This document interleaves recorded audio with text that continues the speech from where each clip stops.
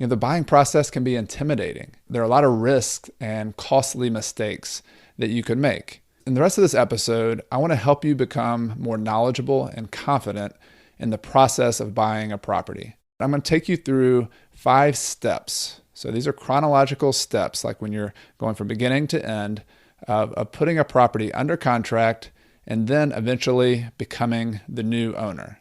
And those 5 steps are the following.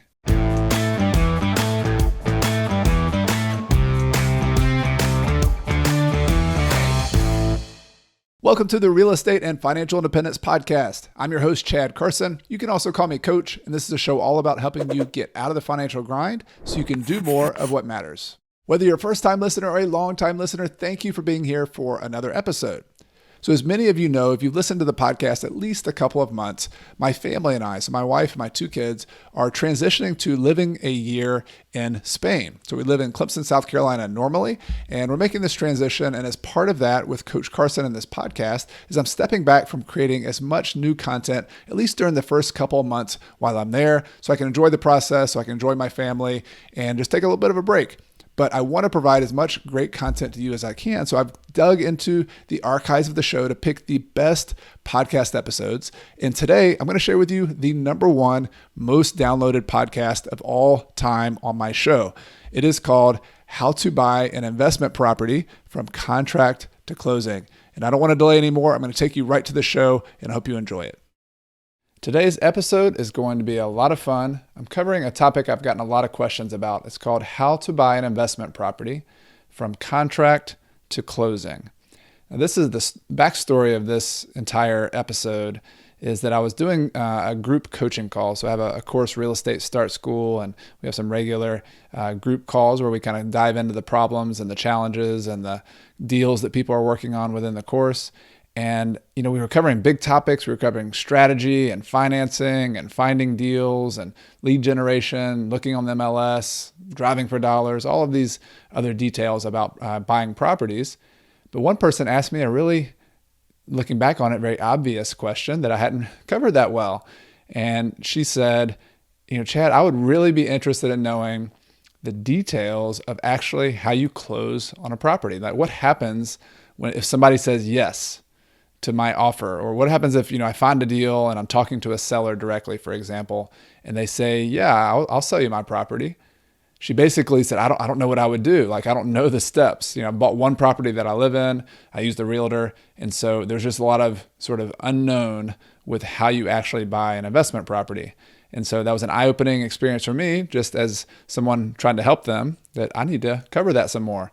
So what you're going to see today is the result of my thinking on how do I put this process down, because I've closed on a lot of properties. I counted at one point, but it was well over 100 properties that I've actually bought and closed on. And then we've had when we've sold properties, we've closed as well. So I've been to a lot of closings, had this process happen a lot. So I've had to get systematized with it. So I'm going to tell you about my system, about my process today. And really the impetus or the motivation for me to put this together is that, I focus a lot on real estate investing as an amazing tool to help you retire early, do what matters, as we started the call with. But before you can achieve those big goals, you have to begin much more practically. So the details, the step-by-step parts. So you have to learn how to buy an investment property.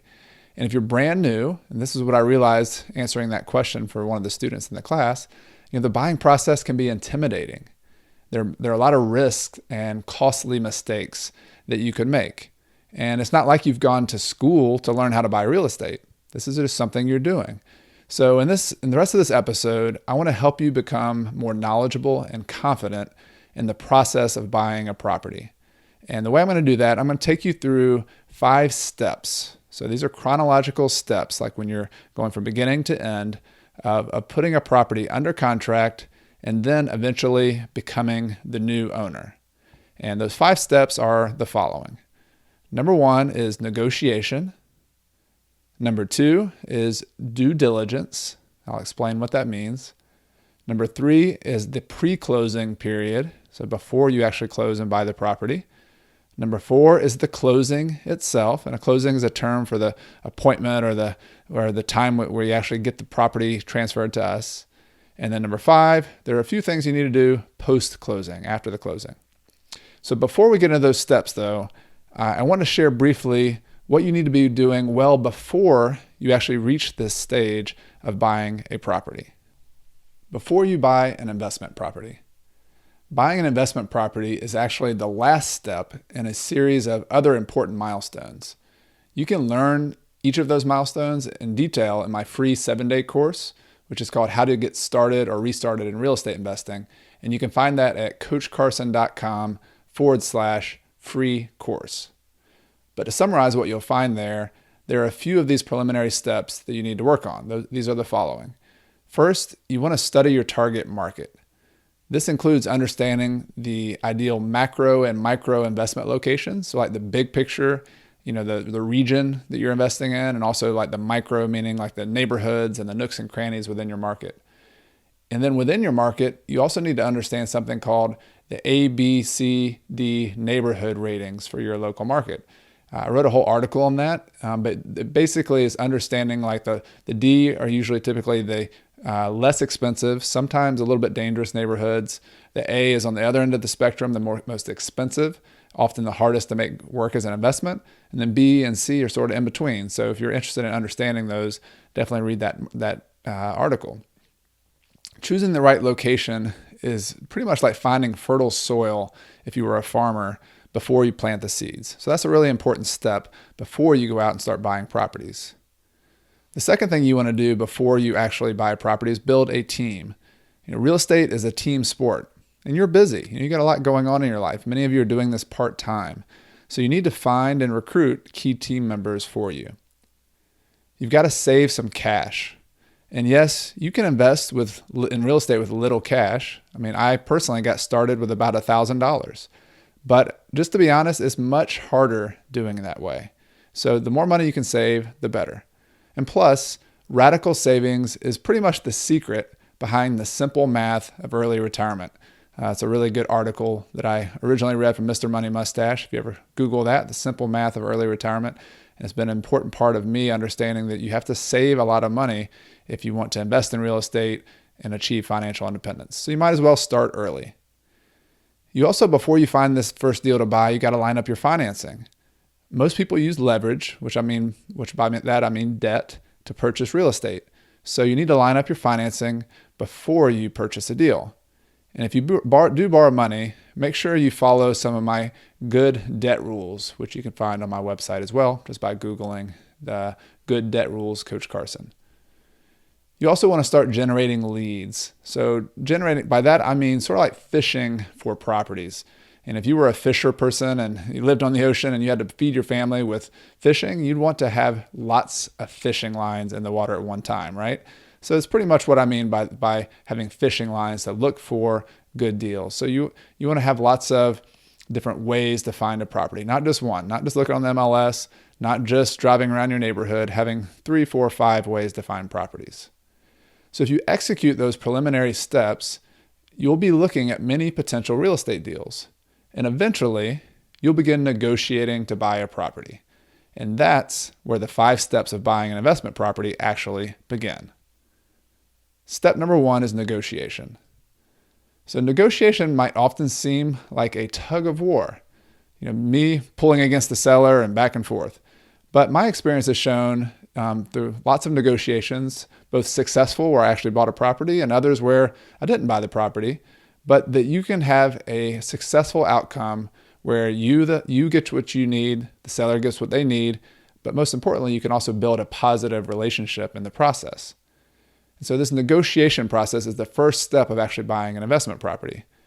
In some cases, you'll be talking directly to the seller, the person who owns the property, and that's actually my preference. And in other cases, you'll be negotiating with an agent or a family member of the seller, which is fine too. But whomever you negotiate with, the goals are generally the same. Number 1, you want to get a good deal. This is why you're buying an investment property. And number 2, another goal is to also build goodwill and a better relationship with the other person. There are negotiation strategies that could accomplish number 1. You could get a good deal without building goodwill and good relationships with the other person. You could cheat, you could manipulate, you could trick someone into getting what you want. But, I'm assuming that you're not willing to sell your soul just to get a good real estate deal. So for those of us who want to sleep well at night, both goals are equally important. In fact, I make goal number 2, to build goodwill and a better relationship, my priority with every negotiation. Some properties I'll buy, some properties I won't. That's fine. But treating people right is an absolute must. And as it turns out in the big picture of negotiation, and I don't even like to use the word negotiation sometimes because I just feel like it's a communication between two people trying to work something out. Negotiation kind of implies back and forth. But with true negotiation, it turns out that authenticity, that approach, influences best in the end. You're going to get plenty of deals in the end. In fact, in an article I wrote on the same topic, I show a picture of me in my younger days, back in my 20s, on the first long-term kind of rental property that I bought. And it's with me with a couple, this wonderful couple, Ed and Eileen. And I'm sitting in the picture in the front of the closing office, the attorney's office in my state. And us, I like to take pictures after my closings, especially when I've gotten to know the seller like I did in a lot of these cases. And so this couple, Ed and Eileen, sold me their former home, which had also been a rental for a while after they moved out. And after building mutual trust between the two of us, they also decided to sell or finance this property to me. And an interesting twist, we became such good friends over time after they sold me this property that my wife and I wasn't married yet, my wife and I eventually asked them to officiate at our wedding ceremony. They were retired Methodist ministers. So you never know what's going to happen when you use this approach to negotiation. So the process of negotiation and building goodwill is important. And it begins with the next step of this process, which is listening, learning, and collecting information. So listening, learning, and collecting information. It begins the very first time you even hear about a potential deal. So this might be like if you're on the multiple listing service, sometimes called the MLS, you get a lead, like you get an email from your realtor. That might be the first time you hear about it. Or if you're doing more direct marketing to sellers, it could be a call or an email from a property owner. The process continues from that point when you talk to the seller or the agent on the phone or in person or on an email. So my recommendation is to be like a sponge so that you can pick up all of the details. And you want to pick up both what's said by the seller or their agent and also what's not said. Like if a person avoids a certain question or a certain subject when you ask it. That's information when they avoid that. And remember that negotiating is simultaneously about the property. So you want to find out as much as you can about the property and the person with whom you're negotiating. A lot of people leave that step out. That's just as important. So don't forget to listen, learn, and collect information on both. I use a detailed deal worksheet in order to remember all of this information that I want to collect about the seller and the property. It also helps me know what to ask when I'm negotiating over the phone. So it's just kind of like a cheat sheet. It's a 2-pager that I use on all my deals. So if you'd like a copy of that deal worksheet, you can just go to my website, coachcarson.com/newsletter. coachcarson.com/newsletter, and I have a free real estate investor toolkit. It's one of the things you get in the toolkit. So I hope you'll check that out if you want to use that as a negotiating tool when you start doing that. So the next step after that collecting of information is evaluating. So you've gathered the information, and now it's time to do your first evaluation of the property itself. And in my process, I like to evaluate 2 things. Number 1, I like to evaluate the qualitative aspect of a property and the location. So this is just sort of understanding like how desirable is this property? Like is my tenant or my buyer really going to like this? And then number 2 is the quantitative aspect of a deal. So this is just basically running the numbers. And both of those are an equally important part of the evaluation. So for the qualitative, I've normally already evaluated the location, which we talked about earlier, from a macro and a micro level. And on the micro level, I'll be even more excited about the deal if it has qualities like convenience and emotional appeal. In many cases, walkability is one of my favorite things to look at. Can you walk to different places nearby? Does it have good safety? In the suburban districts, it's often about good school districts. And then public transit if you live in a more urban area. Is it convenient to public transit? I also want to avoid any obvious problems that I can't control. Like if the neighbor had a ferocious dog next door that jumped up on the fence and threatened to jump over and bite you every time you walked into your house, you can't control that next door neighbor's dog. That's basically part of the house. And so I actually have a list of rules on that deal worksheet that I referenced earlier. Things that if I have 2 or 3 checks on these kind of intangibles or these things that would make it difficult to buy or difficult to rent or sell, I'll either discount it heavily or avoid the property. So you need to watch out for those. And then based on this qualitative analysis, I'll then run the numbers. So for rental properties, I may begin with a high-level analysis like the 1% rule. Go back and look up some articles and episodes on the 1% rule with me if you don't know what that means. And then I'll dig into more depth with formulas like a cap rate. But in the end, I'll compare my financial goals, so these numbers, with the asking price of the seller. And if my target price is close enough, then I'll go to the next step. I'll make an offer. Now, making an offer is one of the most important steps of buying an investment property. It's the point when you finally commit and you move out of that analysis paralysis that so many of us find ourselves in, particularly as a new investor. So most buyers use a real estate contract to make an offer. So the contract is just the buy-sell agreement that you get a standard copy, which I'll talk about a little bit later in one of the follow-up steps. But you can use a contract to make an offer.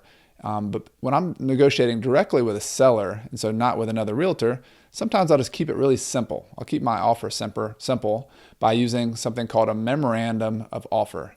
And this is just a fancy way of writing the numbers, writing the basics of your offer on a piece of paper before you put it into contract form. So I've done it as simple as handwriting it on like a yellow legal pad. I kind of enjoy and think that informality is actually a nice touch because it's not as intimidating as a contract.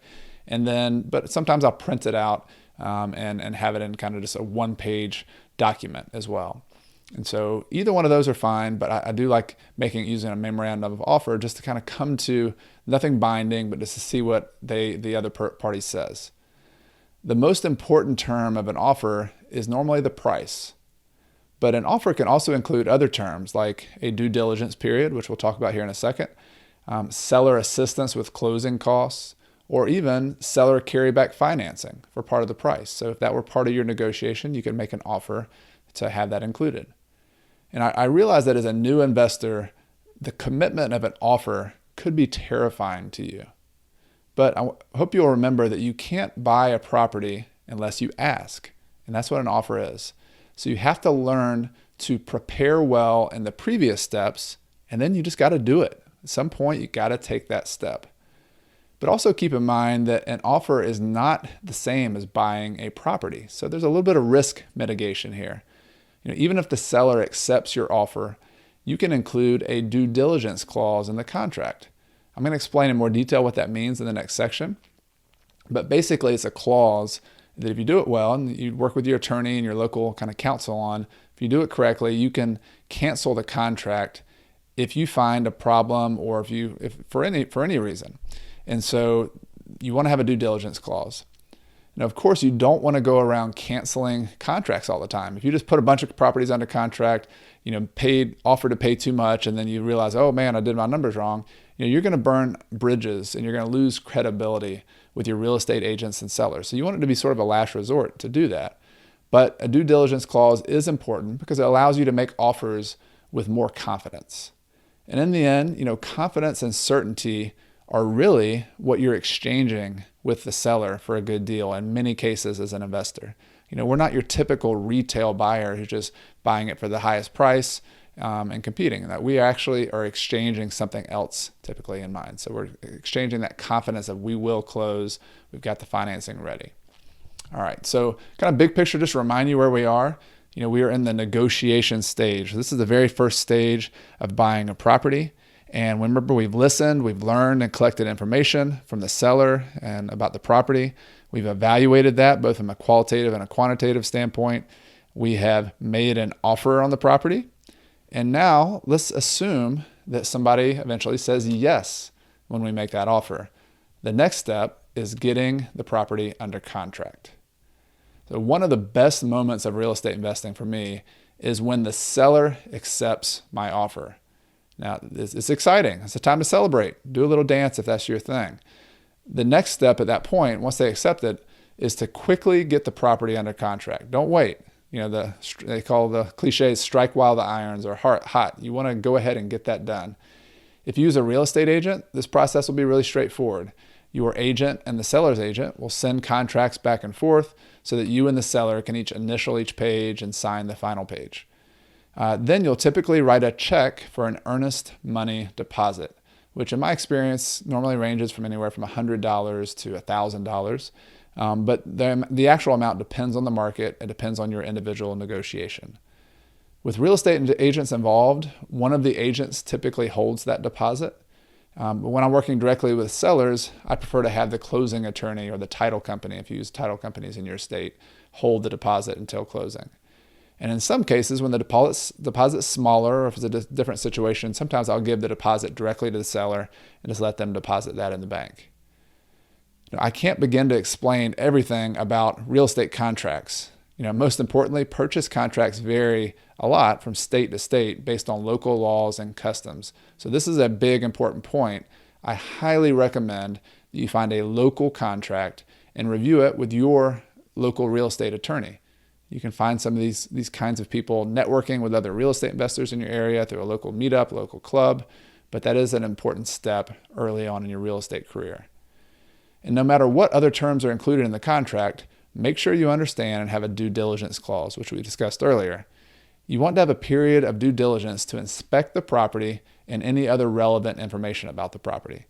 If you find something during this period that makes the deal not work, you want to be able to cancel the contract and get your earnest money deposit back. Now I'll explain what typically happens during this due diligence period. So that's going to be step 2 of this process of buying a property, due diligence. Due diligence is basically a time period when the deal is in limbo. This time period can be as short as 24 hours, or it could be as long as a few months, depending on what you negotiate. And during this due diligence period, you as the buyer get a chance to inspect the property and then any other related information. If you find a major problem, you can still back out of the contract. Now, your specific contract and your local laws, is why I referenced them as being really important earlier, are going to determine the consequence of backing out of a contract. In some cases, you have to forfeit some money. In other cases, you get 100% of your deposit back. So let's look at the next step of what some typical steps you want to take during this due diligence period. So let's look at what is going to happen during that time. So first of all, you want to move your financing forward. So financing, meaning how you go get the money for your deal, is typically the biggest hurdle and the biggest potential delay before a real estate closing. So as soon as you get a property under contract, contact your lender and move that process forward. With an institutional bank, so kind of a traditional lender, this will mean providing them up-to-date financial information like your bank statements, tax returns, etc. Be a smart investor. Have everything the lender needs ahead of time. Ask them up front before you even buy a property, get it under contract. Get their list of all the documents they need.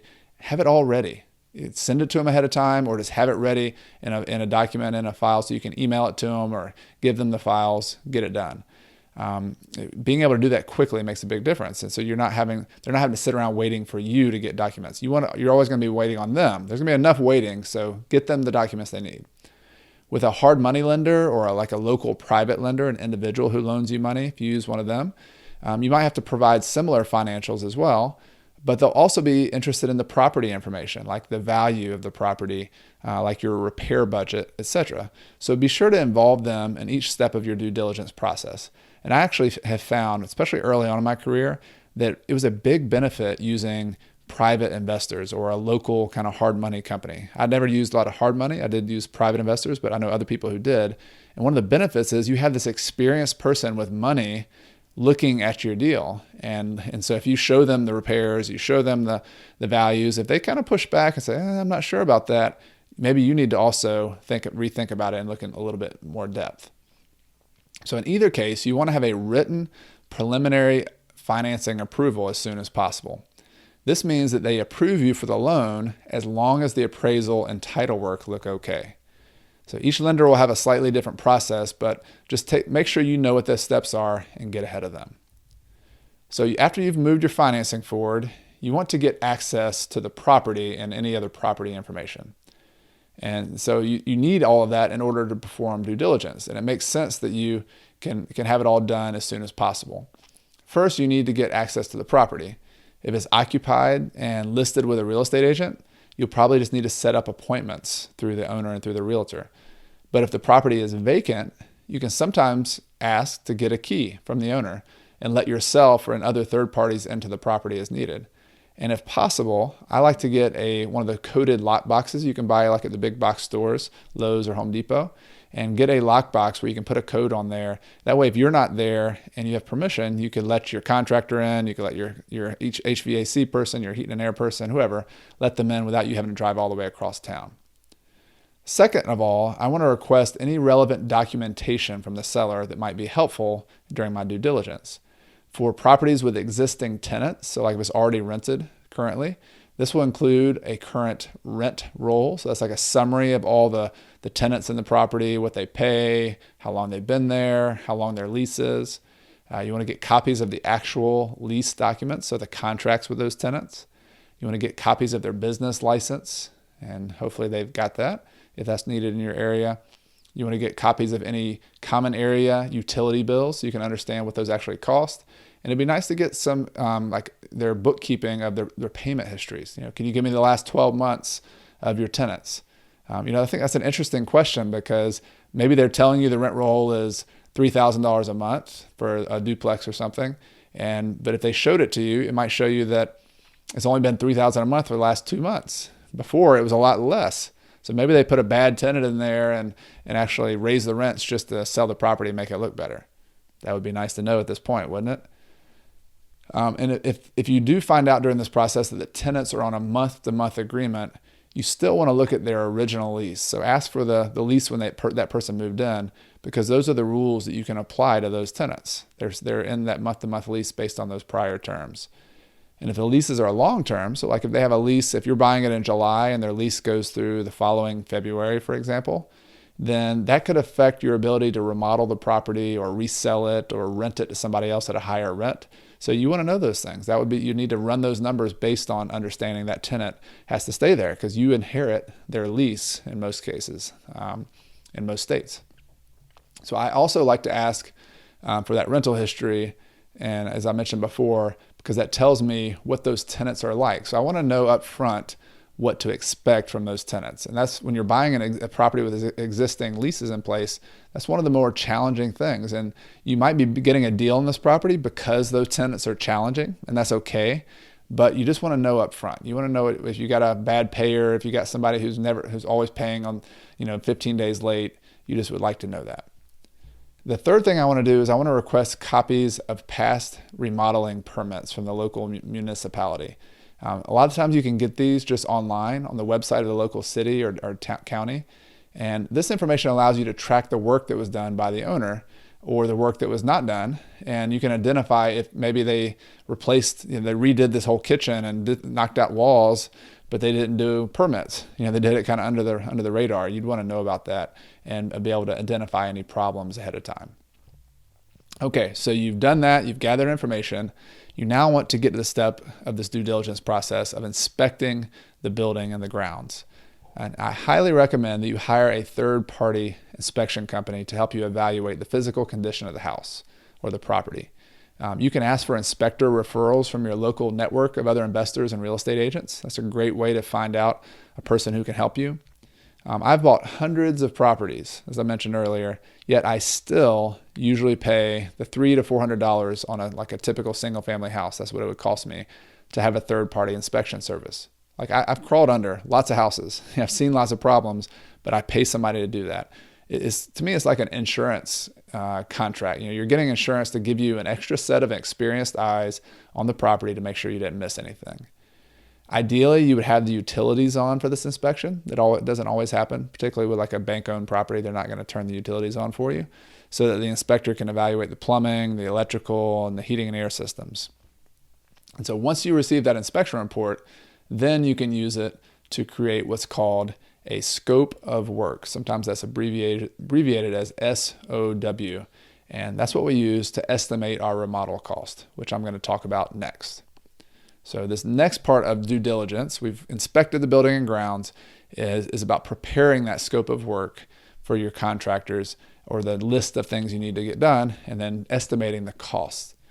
If you look at the article, the companion article I wrote for the to go with this episode, I actually show a picture of an actual scope of work that I use, and you'll see the link to the article in the show notes. But the way a scope of work is like a written kind of organized list of the things you want to remodel for the property. And sort of I categorize mine by the different sections of the property, like by exterior painting and roof and grading or landscaping and sewer septic system, painting inside. So all these different like kind of sub jobs of the remodel, you break those down and you start getting prices, both the materials and labor for those, kind of an estimate. Everything on that scope of work will include things that you found during the inspection report. So any like big problems that you need to fix. It also might include like just deferred maintenance items. All right, these things need to be done. This sink is leaking, whatever. They're also gonna, and this is what the inspection report won't tell you, is that you've got to keep in mind and put on your scope of work like cosmetic improvements. So it might be that they work perfectly well, but if you're going to be renting this property out and trying to get a higher rent, or if you're trying to flip the property and resell it at a higher price, you got to know what cosmetic improvements you need to do as well in order to resell the property or release it. And that's sort of an art form. That's not going to be something as a new investor you might automatically know. Maybe you've watched a lot of HGTV and kind of these flip these house shows, or, and kind of figured out a little bit of that, but TV is not always like TV. So I think it's really important to work with somebody, if you're brand new, particularly a team during this evaluation process. So you're a couple important team members that you could lean on at this point are your property manager, if you're going to be leasing the property, and then a general contractor to help you get estimates. So the property manager, for my example, might help you put that list together and say, you need to do X, this, and this, and this in order to lease it at this price. And then the general contractor will come and say, okay, well, those things are going to cost approximately this much. They'll give you an estimate for it. So that's a very helpful combination, 1-2 combination. And if you're going to be flipping the property, reselling it, the listing agent who you use to list the property could also help you just in the same way. They would say, hey, you need to do this, this, and this. You might want to open up this and do this in order to sell the property at this price. And so if you have a good listing agent, if you have a good property manager, they're in the market. They're looking at other properties. They understand, intuitively almost sometimes, what things need to be done in order to sell or lease a property. So that's a really important team member. Even if you think you know it yourself, I like to lean on those other people. And so preparing a scope of work, it requires vision, and it also requires a basic understanding of how house remodels work.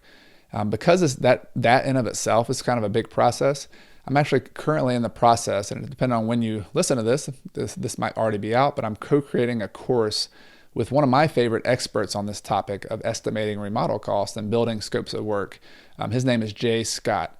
He's another investor, has been written a couple books, which I recommend, one of them called as the book on flipping houses, published by Bigger Pockets, and the other one's called the book on estimating remodel costs, also by Bigger Pockets. So both of those are good resources. I use those myself. If you just want to buy a book on the topic, and be on the lookout for the course that we're going to make, that we're going to go into more depth and have videos, kind of training on how to estimate remodel costs for yourself. So once you've done that step though, so that was an important step of your due diligence process, you also want to work on inspecting the title. So the title to the property. So ownership of real estate is what I mean by title, is one of those deep, really interesting rabbit holes. If you're curious and understanding things and kind of peeling back the hood, which I always am, you can begin exploring how title in the United States works, and maybe any country, really, Canada, other places. Every country is a little bit different. On the Wikipedia page for title, like just look up Wikipedia title property. In the U.S., title is kind of grounded in the English common law tradition. So going all the way back to England, we inherited a lot of the traditions from them. But it's also influenced by your local laws and customs. So it's a combination of the two. And while you don't need to be an expert on real estate title, you do need to hire an expert. And that means you want to hire a title company or a real estate attorney. Like, depends on your state. My state, you have to be an attorney, South Carolina. to be able to examine title and close and give you title insurance. But for you, it's going to depend on your state. You just need to understand who's doing it, whether it's a title company or a real estate attorney. Most purchase contracts do have a contingency that the seller has to deliver you what's called a clear and marketable title to you as the buyer. So make sure you ask your attorney that that's in your contract. It's pretty standard, but you just want to make sure. That's an important thing. If you can't get a clear marketable title, that's a big deal. For that reason, because that's usually built into the contract, I don't always pay for a title inspection up front during the initial due diligence process. Because we usually have until closing to get out of the contract if the title were bad. So I don't always start it because it costs money to do the title search, but you could do that during this stage. That's why I mentioned it here. Particularly if you have a quick turnaround for your closing. If you're trying to close in a couple weeks, 2 or 3 weeks, it'd be good to go ahead and get that started because it might take them some time to get that title work done. All right, so you've done your title work. You've gotten that in the process. Something else you want to do during due diligence is to evaluate the zoning, the local laws, and your neighborhood or your condo homeowners association rules. So this is an addition to the title search. Although your title agent, your closing attorney, could actually be one of your number one resources to help you with this if you needed to look into what these things mean. But you want to inspect these. You want to, whether you do it yourself or hire them, you want to ask them that what's the zoning on this property? Are there any laws that are going to affect what I'm trying to do here? So if you're going to try to rent the property, what laws do I need to understand as a landlord to be able to rent property in this area, both in this local municipality and also in this homeowners association? So your local municipality, your city, your town, your county, they control the use and the development of property through these zoning and licensing laws. For example, it's possible that a zoning law could prohibit you from renting to more than 2 tenants who aren't in the same family. Isn't that interesting? That's actually a law that my local town has. We're in a college town, and so they had certain areas. So if you have a single family house zoning area, they have a law that says you can't rent to more than 2 people who aren't in the same family. So I guess they check birth certificates or last names. But the point is that they were trying to keep it from being like an animal house and having 5 students living in these single family house subdivisions. That's just what the local town decided to do. I'm not sure that's always a good idea, but that's the law. So you want to know that. If you counted on renting to 3 students and that's how the numbers worked in your market and you ended up finding out you couldn't do that, that would be a big deal. Your property may also be grandfathered in. So like you might find out that there's a rule in your town that says you can't, for example, rent to 2, you can only rent to 2. But in my town, if you've owned this property for a while, if the prior owner has owned it for a while and had a license for a while, you might be grandfathered in into having 3.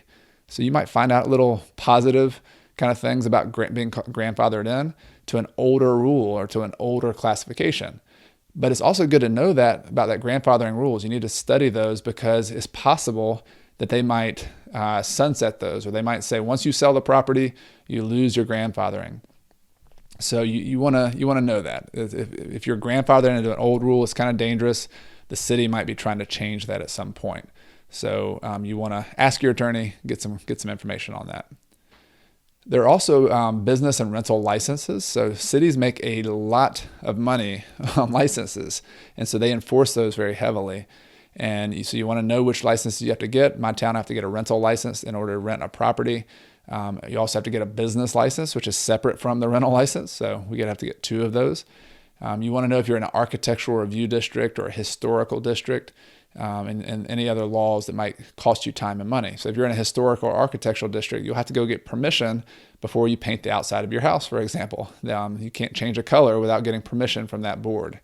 Now, there's pluses and minuses to that kind of thing, but just from a money standpoint, it costs you money. So you might want to decide whether that's worth it or not.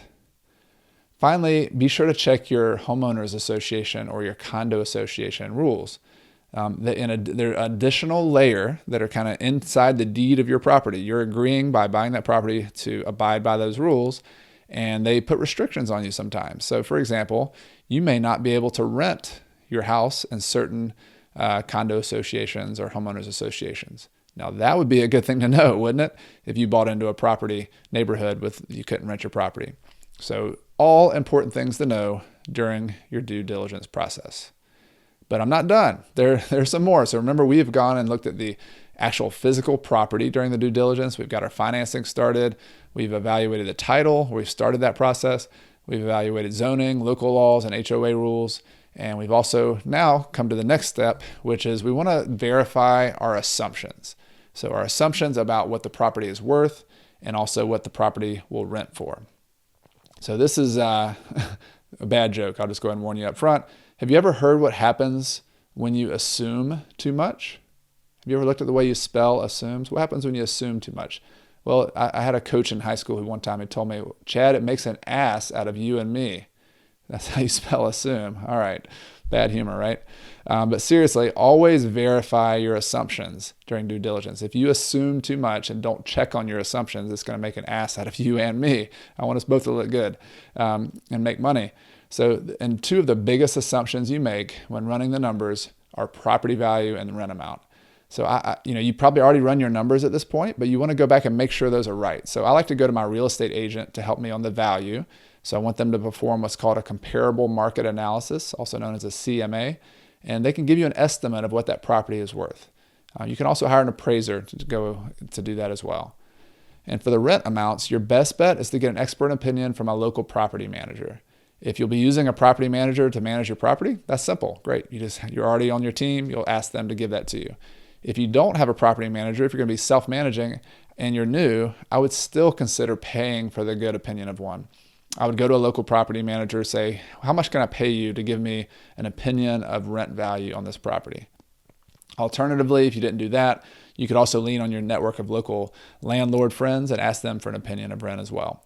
The point is, you just want to know, like, what if you were assuming that the rent was $1,400 a month, but the property manager and your investor friends thought you could only get $1,200? That's a big deal. You've probably eaten up every bit of your cash flow on that property. So you just want to double check that. Finally, the final due diligence, kind of a little sub-step here, is you want to get a property insurance quote. You shouldn't buy a property without insurance, right? So it's important to verify what a good property policy will cost. So you should have an insurance agent that you can find through your network locally. You could use the one you already have on your house. A lot of them also offer investment insurance policies. So you ask for a landlord policy and you're going to get a quote. The landlord policy should include what's called hazard insurance and also liability insurance. The hazard insurance normally covers damage from things like a fire or if a hot water heater leaked and damaged a bunch of flooring and walls. That would typically be covered. The liability insurance helps you protect you from potential lawsuits with your tenants or just outside people. So your agent will probably require the basic information for the property, like the size, age, construction type, etc. But once they have that information, they can give you a quote fairly quickly. Mine usually turns it around that day. One other comment about insurance: if you happen to be in a floodplain, so if you're near the ocean or where hurricanes like to visit, or you're in an earthquake or volcano zone, which I'm not in one of those, but I know that's a risk for some people. You're going to need to look into specialty insurance. And I had a story recently where a family member of mine owned a house in Mexico Beach, Florida. In the eye of the hurricane, category 4, and the entire house was gone. It was like pushed into the creek behind. There's a slab left over with a little palm tree in the front. So if you have a property in those areas, it might be a very small possibility, but you need to understand your risk. And if you had a multi-$100,000 investment or even $1 million investment without that kind of insurance, that could be a big risk that maybe you couldn't withstand if that happens. So look into that kind of insurance as well. All right, so we've made it through negotiation, we've made it through due diligence, and that 24-hour to maybe even multi-month on commercial properties, big commercial properties, due diligence period. And now we've decided to move forward. We've said, all right, we've done our due diligence and we're okay moving forward with the property, buying the property. So we're going to go to step 3, which is pre-closing. All right, I've got to say at this point, congratulations. You've made it through the due diligence period. Now, was that not an intense stage that we just went through? Well, it just sort of shows you the importance of that stage, particularly early on and as an investor in the purchase of your property. There's a lot of details there. But if you've made it through that and you are more confident now, you should be armed with information that helps you move forward with the purchase. You can move forward more confidently. Your job now is to make the final preparations for the closing, which means your actual purchase of the property. You just want to make sure everything goes smoothly from here on out. So here are a few things you want to follow up on at this stage to get ready. The first thing is to request closing and title insurance. So if you haven't done this already, either a title company or a closing agent or a closing attorney, I'm going to use the term closing agent just to don't have to say both of those. So your closing agent is the person or the company that's going to actually handle the transaction of your property purchase. Sometimes this is called an escrow, ESCROW, because they hold and settle the money from this transaction in an escrow bank account. So again, if you haven't already done it, you're going to contact this closing agent and you're just going to schedule a closing appointment. If you have a real estate agent, they typically handle this kind of thing behind the scenes, but I'm assuming you're going to be doing a lot of these steps yourself. And so at that, you also want to, you're going to call them or email if they respond quickly to email, and you're going to send them a copy of your purchase contract, and you're going to request a title search. So we talked a lot about title search earlier, but this is a stage where you definitely want to have it done if you haven't done it already. The closing agent will perform a title search to examine the historical public records for your property. And then he or she will examine this information and deliver you what's called a certificate of title. This certificate assures you as the buyer that the seller indeed does own this property. So you want to know that that person who signed your contract is the one who owns it. And that might sound kind of silly, but it's possible that, for example, maybe somebody inherited this property and the brother and sister thought they were the only ones who inherited the property, but perhaps it went through probate and there was another claim to the property from somebody else. Things get kind of crazy during inheritances and probates. And so there are times when you just want to make sure that the owner is the person you thought it was. And so they examine that title, and they give you that certificate and assure you that that's indeed the case. But they also assure there's no other claims against it. There's no other liens, judgments, that the prior owner didn't have a $200,000 federal income tax lien that is encumbered against the property that would not allow them to give you a clear title. So in addition to that certificate of title from that person who did the title examination, you should also strongly consider title insurance from a reputable title insurance company. So this additional layer gives you protection in case of an unknown title defect. So any mortgage lender that you have, if you have a regular traditional bank, is going to require you to get lender's title policy. So a title insurance policy that covers them and the money they invest in the property. But you can also purchase an owner's title policy in addition to that would give you coverage for any of your equity, your down payment money that you put into the property. The fees for those title insurance policies are normally paid on the day of closing, but you can go ahead and order them and request them ahead of time. All right, so you've worked on your title, and the next step is to get final approval for your financing. So hopefully you kept that financing process moving. Remember, I emphasized early on how important that was to get on it early, and you started that during your due diligence period. But now is the time to keep the pressure on and communicate with your lender. The likely next step with your institutional lenders will be an appraisal. And so you want to jump on that appraisal right away when you know you're actually going to buy the property, because many appraisers have busy schedules. And so you want to let the lender request that. They're going to have to request that you don't talk directly to the appraiser really, but they request it. And as soon as the due diligence period is done, they can go ahead and get out there and do it. So also ask your lender if there are any other pieces of information or steps that they're missing. And if they're missing some paperwork, if they need an updated bank statement, for example, you can get it to them as soon as possible. Finally, connect your lender with the closing agent so that they can communicate directly and be in touch about any paperwork and lender's requirements that they need. So just put those two in touch. If you're using a private lender, so an individual or somebody who has a self-directed IRA, for example, you may want to volunteer to do some of those steps for them. For example, I'll often agree ahead of time on the note and the mortgage that my private lender is going to use. Sometimes it's just the document I already have that my attorney has prepared. And I'll say, here are the documents I like to use. You can review them. We'll do that well ahead of time. And so if we're already on the same page, I'll have copies of the note and the mortgage we're going to be using. And I'll submit those and then also submit the title insurance request on behalf of my lender to save them a step. And of course, I'll CC them, I'll copy them on the email, but it's just nice to take that step and kind of do it for them.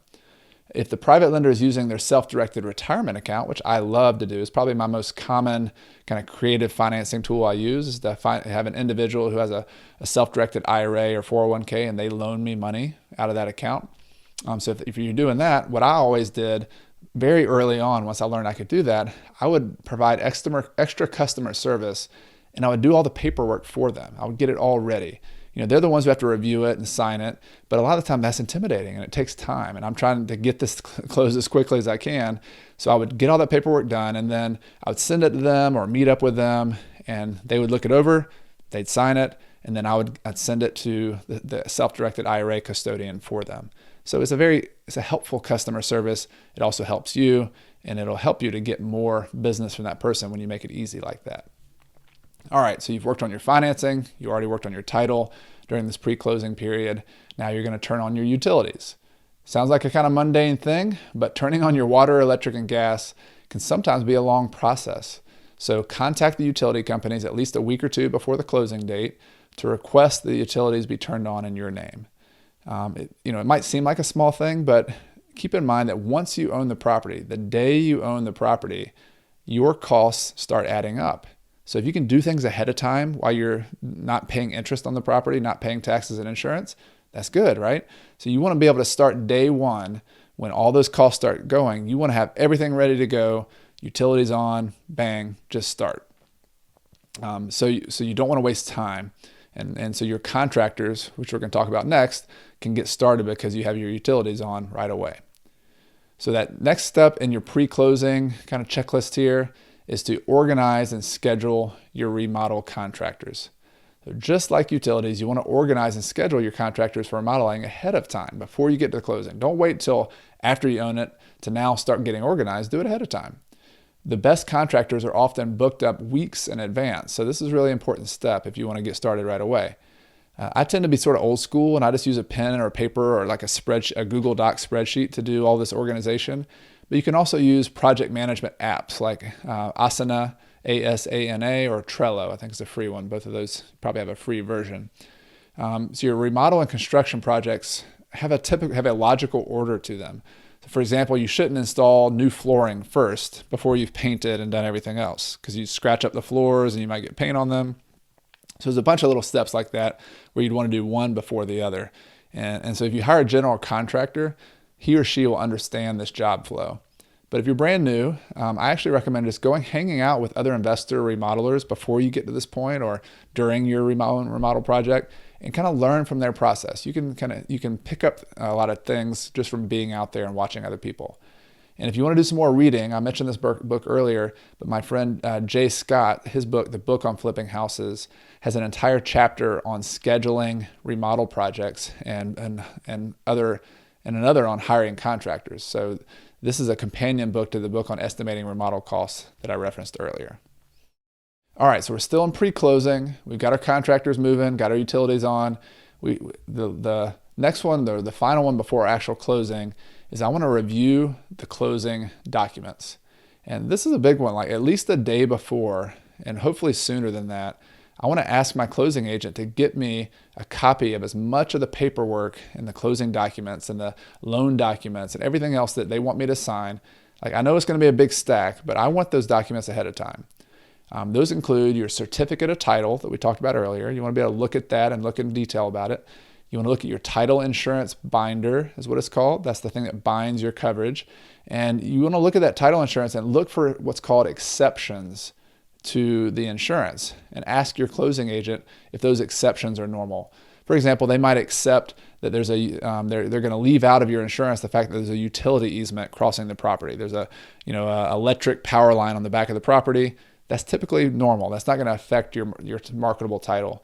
But you want to ask about those, and there might be 4 or 5 of them, and just make sure you know what they mean, what they are, and that there's something that's not going to affect your ownership of that property. You want to do little things like read the actual deed of the property that you're going to be getting from the seller. Read the names and the legal description. Make sure that makes sense, that what you own. If you're going to, I didn't mention it earlier, but in some cases you do want to get a survey ahead of time. I didn't mention that in the due diligence, but that is a possible step that you'll need to do. And so if you do get a survey to actually mark off the lines or draw a new plat for that property, then you'd want to review that survey, make sure the survey and the legal description match up so that you're referencing that survey and you know exactly what you're getting. And actually go out and walk the property too and look at those lines. You also want to review, and this is an important one, called your closing disclosure statement. This is a document that explains all of the closing costs, all of the settlement of all the funds, the money, and you want to review it carefully. If you want instructions on how to review that, there's a really good tool that I found that kind of went through it step by step. If you go to consumerfinance.gov or just Google consumerfinance.gov closing disclosure, they'll have a little tutorial on how to go through that. You also want to review your financing documents. So all of those are the things you normally, if you went to a closing, like with a realtor when you bought your home, you'd sit there and for the first time you see them when you're at closing. And here you are, and they're saying, sign this, sign this, sign this. And you're expected to read all those documents, and you should look through all of them. But if you do get them ahead of time, you're not as rushed, and you're not going to make the best decisions. You're not going to catch things if you're rushed and everybody's pointing a pen in your face and saying to sign something. So instead, you should look at them calmly and slowly on your own so that you can ask questions or request changes if needed. Banks and attorneys are not infallible. Like, I've found so many mistakes that from otherwise competent people, but there's a lot of details. And so it pays to look at those details ahead of time. All right, so now you're finally ready to purchase your investment property. We've been through quite a journey just to get to this stage, haven't we? But step 4 is actually closing on the property. So if you've done all of your preparations well, then the actual closing should be pretty simple. It's a painless process. I compare this sort of like if you've ever painted a property, like painted your walls or your house, like the prep work is actually the hardest and the most important. When you're prepping for painting, like cleaning it and putting a primer on there and scraping things, that's sort of like leading up to closing. The closing should be pretty easy once you put that final coat of paint on. But here's what happens at closing. So one thing is you sign the documents. The closing agent and a notary will sit down with you to explain the documents and then have you sign them. You don't have to be there in person. I've done long distance closings. If you don't want to attend that or if you can't attend it, these documents can be express mailed to you. You just have to get a witness and a notary there wherever you are and send them back. As I said before, though, you should review those documents ahead of time. So now you can just quickly sign them and move on. Also at closing, in addition to documentation, is you pay and or you receive cash funds.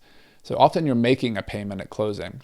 If you, in a simple scenario, if you used your own cash to buy a property, you're the only one bringing money.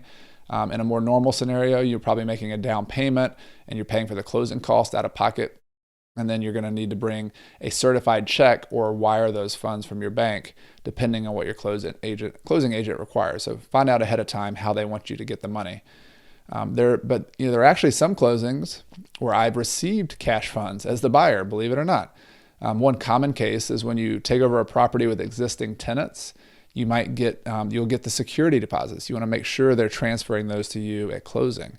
So you're holding that money for the tenants who are going to be moving. And so if they move out, you've got to give that back. So you just want to make sure they don't forget about that. I've had that happen. That's why I've added it to my checklist where I forgot to get the security deposits, and yet I still owe those tenants the money. So I would have to dig out of my pocket to pay them the security deposit if I couldn't chase down the seller to get it. I've also, in addition to that, I've received funds from private lenders where they loaned me more than my purchase price in order to fix up a property. So it's not going to happen every day. If you're brand new and you just met somebody, they might not give you an extra 20 grand at closing to walk away with. They're probably going to hold that money back until you fix the property up. But I built a lot of trust with my investors, and I walked away from a closing with $20,000 or more because I borrowed more than the purchase price in order to fix up a really big fixer-upper property. So that's possible. It's not normal, but it could happen. Remember to get the keys and the garage door openers, things like that. So you want to get those at closing, any post office box keys if you have an apartment complex, before you leave the closing. You're probably going to want to change the locks anyway, but it's nice to have everything you need before the seller takes off. And finally, you want to confirm insurance. So make sure you've talked to your insurance agent, has emailed you a copy of the actual binder that's going to give you hazard insurance. You own this now, so if you happen to have a big storm that day or an electrical fire, God forbid, you want to make sure you have insurance that day of closing. And then you want to make sure they got all the addresses and names correct. So here is the final thing. So this is something that I like to do. I like to take a picture with the sellers. I like to celebrate. This is usually because I negotiate directly with a lot of sellers, and we've had a long process of getting to know each other and seeing if it's going to work out or not. And so, because I've built that strong relationship with the sellers during all the meetings and the calls leading up to the closing, the day of closing is kind of a celebration together. I'm transitioning from their owning the property to me. And I've had all sorts of situations. I've had, 30, 40-year landlords who this has been a special property for them because it supported their retirement or sent their kids to school. I've had people who are retiring and moving out of the property and they're selling it to me. It could be people inherited the property. Sometimes people just want to get done with it. They had a divorce, they had something else, also foreclosure, all sorts of situations, but it's still a transition. I typically like to bring a gift for the seller at closing. A typical for me was like a big plate full of cookies. Like I would pay a company or sometimes make them, big plate of cookies or a bouquet of flowers. The staff of my closing attorney office always got jealous because I would have these big, huge plates of cookies delivered early, and they'd have to sit there and look at them while I was waiting to do the closing. So I would also ask the seller to take a picture with me. And I would just tell them that, if this has been a good experience for you, I'd love to take a picture to celebrate the closing. And would you be okay if I share this with other sellers in the future? So it's a way I can build credibility. And so in the article, that's a companion article to this, if you look it up on my website or in the show notes, you'll have a link there. There's some pictures of me. I had for example, one couple sold me their 2 houses before they moved out of state and retired up to Delaware. They were the Tyndalls, really neat couple. I stayed in touch with them for years because they actually seller financed one of the houses to me. So I made payments to them every month and got to know them really well. There's another couple here that I show a picture of, 2 sisters who had inherited the house, and I bought the property from them. It was the house they grew up in. So it was a special house. They were in their 60s when they sold me the property, and they were born and raised there. So this is a really old house, and I got the opportunity to buy it from them. So I took a picture with them. Another picture was with a young couple, husband and wife. They had their baby in the other room, and they just needed a downsize. Kind of got in some situation where the house was a little bit too much, and so they sold it to me directly, and it was kind of a good thing for them, relieve them of the stress of owning that property. So no matter what you do, I guess my point here is just to make sure you see the closing as more than a transaction. If you see, most people just look at real estate as I come in, I give you your money, we're done. I look at it a little differently. I've learned that from some other long-term investors who've been in the business a while. They said and I learned that the entire process is an opportunity to build a relationship, and that relationship it can become friends. I mentioned the person who married me earlier. That's an opportunity, but it could also lead to referrals. It can lead to future business. They might sell you another property. They might loan you money. They might even be your wedding officiants, as they were in my case. But the point is, treat every time you have a business transaction with somebody as an opportunity to serve them, to help them, and good things come back around. Whatever you want to call that, karma, good fortune, whatever it is, that's the way the world works. All right, step number 5 is post-closing. So you've bought the property. Congratulations. You own an investment property, but as you know, the actual closing is just the beginning. You're going to have many months if you're doing a flip, or many years perhaps if you're doing a rental property, to get to know this property. But there are a few immediate follow-up items that I kind of associate with the closing that you want to wrap up and kind of tie with a bow. And I suggest you do these things within a week or 2 of the closing date. The first thing is, if you're inheriting tenants, you want to give notice to your tenants. You should give them written notice of the fact that there's a new manager. Hopefully you've talked to them before the closing, when you know you're doing it, but you definitely by the day, right immediately after. If you're self-managing it, the notice is going to come from you, that you're the person, the new manager. If you have a third-party management company, you can coordinate with them to give the notice. There are practical things you want to tell the tenants, like how to make their payments to you. Probably if you close on the 15th of the month, they've got payments coming up, a couple of weeks. So you want to tell them how to do that. But you should also inform them of your rules and what they can expect from you. It's kind of like the kindergarten teacher in the first day of class. You got to set expectations right now of that you're serious, you're going to be fair, you're going to be a good landlord, they're going to enjoy working with you, but you're not going to play around. Like, you have rules, and here's what they are. And if you have an uncooperative tenant, you basically want them to know you're serious and professional up front. They may realize that and move on, hopefully, to another easier to deal with landlord. But even if they choose to stick around, you would rather know and confront those tough issues up front. You want them to know you mean business and not prolong the problem. That's a mistake I've made, and I know other people have made as well. Finally, not finally, but after closing, I like to send thank you notes. Did your grandmother teach you to send thank you notes like mine did? It was one of the most valuable lessons I ever received. Such a simple, wonderful thing to receive a handwritten thank you note. And so after closing, I like to send it to both to the seller if I got to know them really well, or if I work directly with a real estate agent for the seller or a referral person, a family member. I like to send a handwritten thank you note to them. Just a simple message of gratitude is something that goes a long way. It shows your sincerity, shows you care, you took the time out to do that. And you might also find there's some interesting scientific studies that also show gratitude is one of those things that makes you happier as well. So what goes is a good practice to get into. You also want to do bookkeeping entries and paperwork after closing, pretty soon after the closing. A lot of people skip this step. They put this off and they don't want to do the bookkeeping, but you make the bookkeeping entries. So you're taking this closing that you just did and you put it into your spreadsheet, into your QuickBooks, whatever it is you do, and you put all those numbers into that system. The purchase price, the closing cost, the insurance cost, all of that. You can use that closing disclosure statement that I talked about earlier that has all the numbers, and you enter it into QuickBooks. I have taught QuickBooks classes for real estate investors in person before. I'm planning on doing one online as well. Just gotten a lot of requests for that. In that class, I spent 1 to 2 hours just on this one bookkeeping entry on how to enter a post-closing bookkeeping entry. So it might not be your beginner entry. You can, if you have an accountant or some investor friends, they could help you do that. It's not necessarily rocket science, but there's a little bit of nuance to it. But you want to do that, and look out for me for an article or video from me in the future. I'm going to definitely cover that. You also don't want to forget to print out an amortization schedule or to save it somewhere online of your new mortgage loan. So you got a new mortgage, you're going to be paying it every month. You want to track how much you're paying down in principal every month. So I've used some free ones online, but you can find those pretty easily. And then this is final thing you want to do as a follow-up is double check your first payments to your lenders. So if you're using a private lender, if you're using a bank, if you're doing seller financing, the worst thing that can happen and the thing that would ruin your trust faster than anything else is to have your first payment not show up because for some reason, especially with a private lender or somebody who you've kind of took all that time to build trust on. If you mess that up early on, it's really hard to recover from that. So schedule it. Or even better, why not hand deliver it? Do something special, bring it to them in an envelope.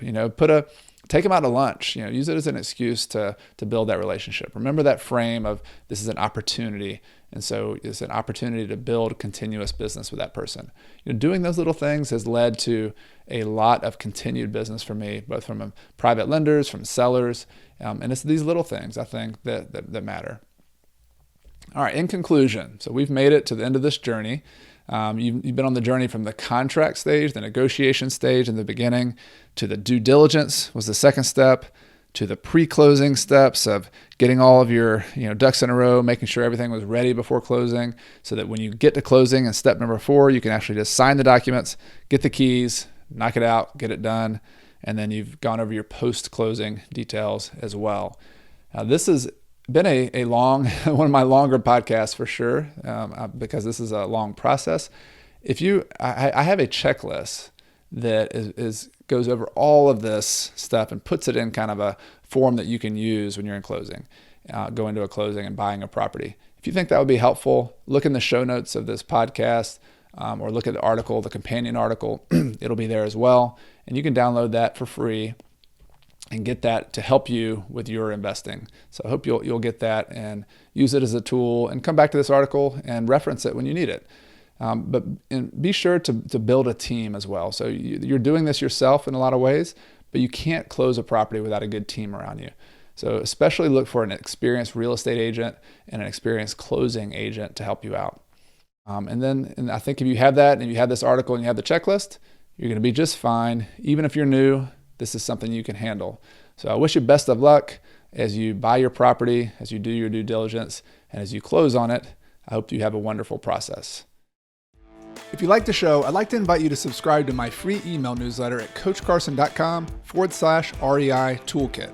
In addition to weekly updates, articles, and behind-the-scenes tips from me, my email newsletter subscribers get my real estate investing toolkit, which includes a property closing checklist that I actually use when I buy properties, a real estate deal worksheet, a tenant screening criteria checklist, and other spreadsheets and goodies that will help you on your journey to financial independence using real estate. You can get it all for free at coachcarson.com/REI toolkit.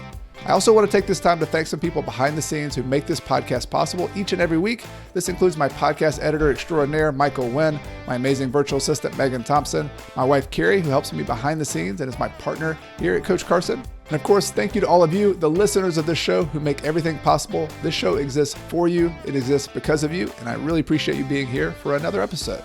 Everything I've shared with you in this episode has been for general education purposes. I have not considered your specific situation or risks. Before buying your own investments, be sure to consult a financial, real estate, and/or a legal professional. Until next time, I'm Chad Carson. You can also call me Coach, and this is a show all about helping you get out of the financial grind so you can do more of what matters. See you next time.